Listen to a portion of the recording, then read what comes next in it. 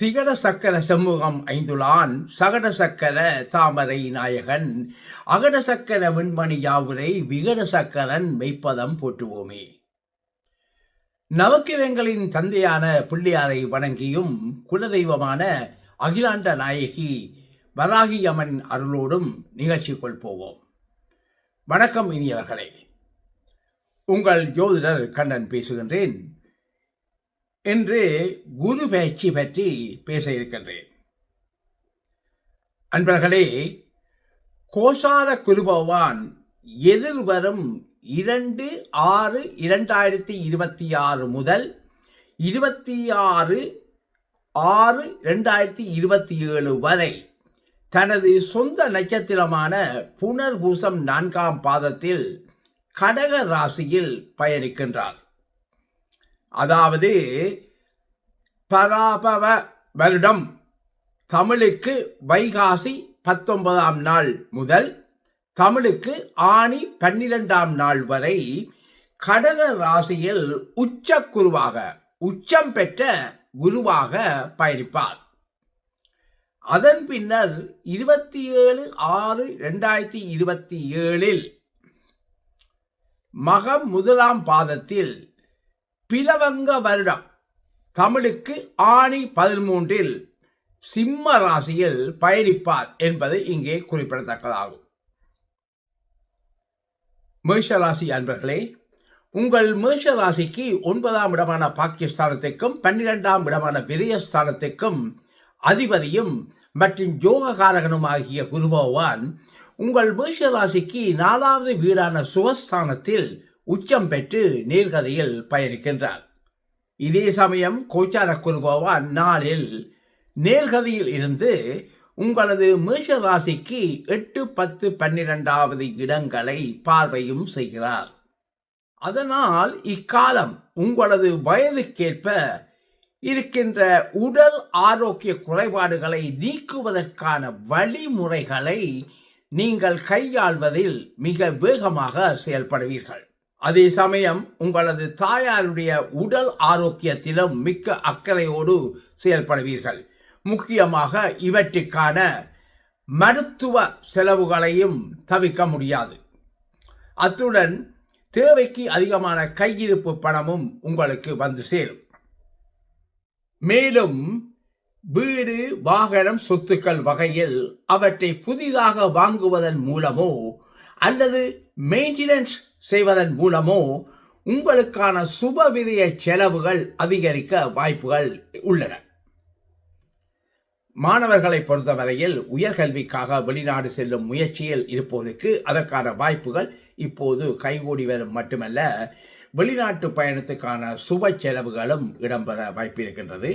அதே சமயம் உங்களது சுய ஜாதகத்தில் 4ஆம் இடம் 12ஆம் இடம் சம்பந்தப்பட்ட திசாபுத்திகள் நடப்பில் இருப்பின் உறுதியாக உயர்கல்விக்கான உங்களது வெளிநாட்டு முயற்சி கைகூடும்.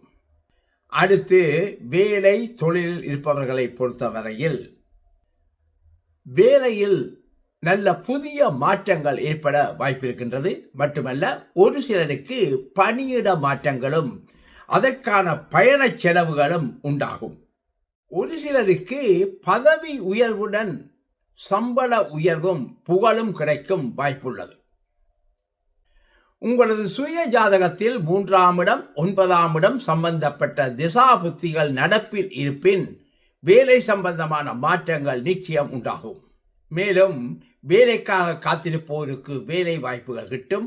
உங்கள் சுய ஜாதகத்தில் 6ஆம் இடம் 10ஆம் இடம் சம்பந்தப்பட்ட திசாபுத்திகள் நடப்பில் இருப்பின் உறுதியாக இது சாத்தியமாகும். மேலும் வெளியூர், வெளிமாநிலம், வெளிநாடு சென்று பணிபுரியும் முயற்சியில் காத்திருப்போருக்கு அதற்கான வாய்ப்புகளும் நிச்சயம் அமையும். மட்டுமல்ல, பயணம் சம்பந்தமான சுப செலவுகளும் உண்டாகும். உங்களது சுய ஜாதகத்தில் 12ஆம் இடம் சம்பந்தப்பட்ட திசா புத்தி நடப்பில் இருப்பின் உறுதியாக வெளிநாட்டு முயற்சி கைகூடும். ஏற்கனவே வெளிநாட்டில் தங்கி வேலை செய்வோர் அந்நாட்டு விசா, PR போன்ற விஷயங்களுக்காக காத்திருப்பின் அவைகள் கிடைக்கும் வாய்ப்புகளும் இருக்கின்றன.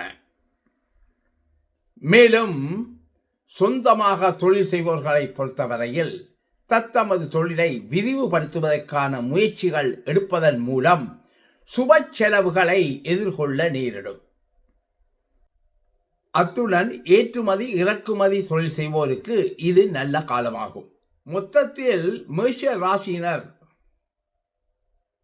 7.5 சனி பகவானின் ஆதிக்கத்தில் இருந்தாலும் கூட இந்த காலத்தில் குருவின் 9ஆம் பார்வை கோசார சனி பகவான் மீது பதிவதனால் சுபத்துவ நிலையை அடையும் அந்த தொழில்காரகனாகிய சனி பகவானால் வேலை தொழில் செய்வோருக்கு நல்ல மேன்மையான பலன்கள் நிச்சயம் உண்டாகும் என்பதில் எந்த விதமான மாற்று கருத்தும் கிடையாது.